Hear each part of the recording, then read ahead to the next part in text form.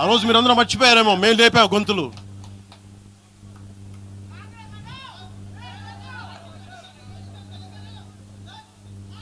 కాంగ్రెస్ హటావ్ దేశ్ బచావ్ అనటానికి ఈరోజు ఇందాక మీరు చెప్పినానికి చెప్తున్నా.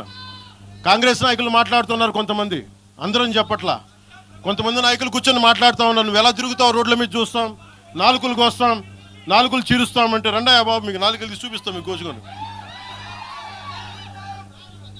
అలా కాదు, మీరు ఒకప్పుడు ఇలా మాట్లాడిన నాయకులందరూ రాజశేఖర రెడ్డి గారు తెలంగాణకి విభజనకి నేను వ్యతిరేకం నేను అన్న చెప్పిన వ్యక్తికి పక్కన ఉన్న కొమ్ము కాసిన వాళ్ళు వీళ్ళందరూ మాట్లాడతారు. నిజంగా నాకు చివుళ్ళ మల్లికార్జున్ శ్రీశైలం చెంచు పెంటల నుంచి వచ్చిన, చెంచు గూడెల నుంచి వచ్చిన కుర్రాడు, 16-17 ఏళ్ళ కుర్రాడు, చెంచుళ్ళు చివుళ్ళు శివ మల్లికార్జున్ వీళ్ళు వెతుక్కొని వచ్చారు నా కోసం. దేనికి? మాకు యురేనియం మైనింగ్ జరుగుతూ ఉంది అన్నా, నువ్వు వచ్చి ఏదైనా చెప్పన్నా అంటే, ఆ రోజు ఓడిపోయినాను 2019 తర్వాత 2 చోట్ల ఓడిపోయి అంటే నా మీద ఏ నమ్మకం పెట్టుకొచ్చాడు. ఎందుకు నేను తెలంగాణ యువతను నమ్ముతానంటే, వాళ్ళకున్న లోపల ఉన్న భావం ఎంత బలమైందంటే మొత్తం ప్రభుత్వానికి కదిపించింది ఒక్క కుర్రోడి భావం. దానికి నేను ప్లాట్ఫామ్ అయ్యాను అంతే. దానికి ప్లాట్ఫామే అయ్యా. వచ్చి కుర్రోడు రోడ్డు మీద కూర్చొని జనసేన ఆఫీస్ ముందు కూర్చుంటే వెళ్ళి మాట్లాడా, ఏం బాబు ఏం కావాలన్నా అంటే, నీకు కూర్చోబెట్టి అన్న మాకు యురేనియం మైనింగ్ జరుగుతుందన్న మా శ్రీశైలంలో చెంచుపెంటల్లో, నువ్వు మాట్లాడన్నా అంటే మొత్తం తీసుకొస్తే ఒక్క మాట మాట్లాడితే ఆ రోజున వి హనుమంతరావు గారు, ఇప్పుడు కాంగ్రెస్ నాయకులు వి హనుమంతరావు గారు, మేము కూర్చొని మాట్లాడితే అఖిల పక్షం ఆ రోజు పిలిచాం. ఏ బలం ఉందని జనసేనకి ఆ రోజున ఓట్లు వస్తాయన్నా మేము చేసింది తెలంగాణ మీద ప్రేమ, తెలంగాణ మీద ఇష్టం, తెలంగాణ మీద మమకారం.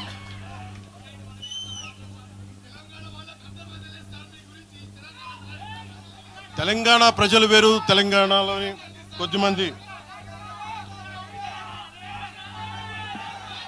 నేను కేసీఆర్ గారు భారత రాష్ట్ర సమితి పెట్టి ఆంధ్రాలో పార్టీ పెట్టినప్పుడు స్వాగతించిన వాడిని నేను. ఒక పార్టీ ఎక్కడైనా పెట్టుకోవచ్చు. కేసీఆర్ గారికి మనస్ఫూర్తిగా ఆ రోజున మనకి గుంటూరులో బీఆర్ఎస్ పార్టీ కార్యాలయం పెడితే, అంతకుముందు జనసేనలో పనిచేసిన నాయకులను ఆయన ప్రెసిడెంట్గా పెడితే మనస్ఫూర్తిగా స్వాగతించాం. అలాగా అందరూ కూడా పంజాబ్ వెళ్ళొచ్చు, మహారాష్ట్ర పోవచ్చు, జనసేన మటుకు తెలంగాణలో అడుగు పెట్టకూడదంటే మేము ఏం కోరుకున్నాం? జనసేనలో మేము తెలంగాణలో ఏం కోరుకుంటాం? పవన్ కళ్యాణ్ ముఖ్యమంత్రి అవుతాడు ఇక్కడ?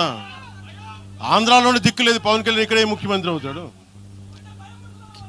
కానీ దేనికి భయం అంటే, చైతన్యవంతులను చేస్తామన్న భయం, అదొక్కటే భయం.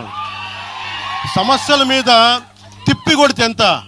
4 కోట్ల జనాభా ఉన్న, దాదాపు 4 కోట్ల జనాభా ఉన్న తెలంగాణలో జనసేన తిప్పి కొడితే 1,00,000 మంది పైన కూడా లేరు.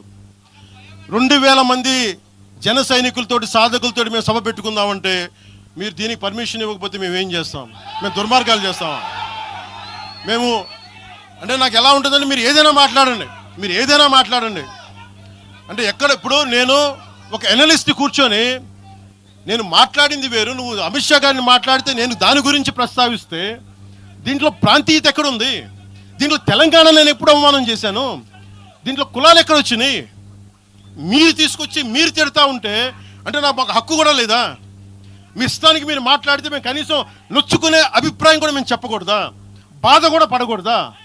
అంటే మేము కూర్చోబెట్టి బాంచం ద్వారా అలాగే ద్వారా మీరు ఎలాంటి వాళ్ళని భరించాలా? మేము పీకలు పోయినా పర్లేదు, పీకలు కోసుకుంటాం, కానీ భయం అయితే మాకు రాదు.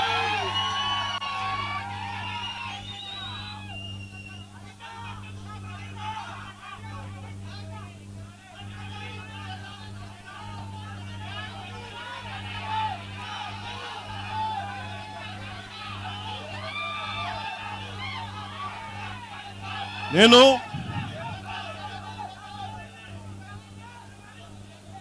తెలంగాణలో ఆంధ్ర వాళ్ళకి ఏం పని అంటారు? సంతోషం, కరెక్ట్. అది తెలంగాణలో ఆంధ్ర కాంట్రాక్టర్లు ఓకేనా ఇక్కడ?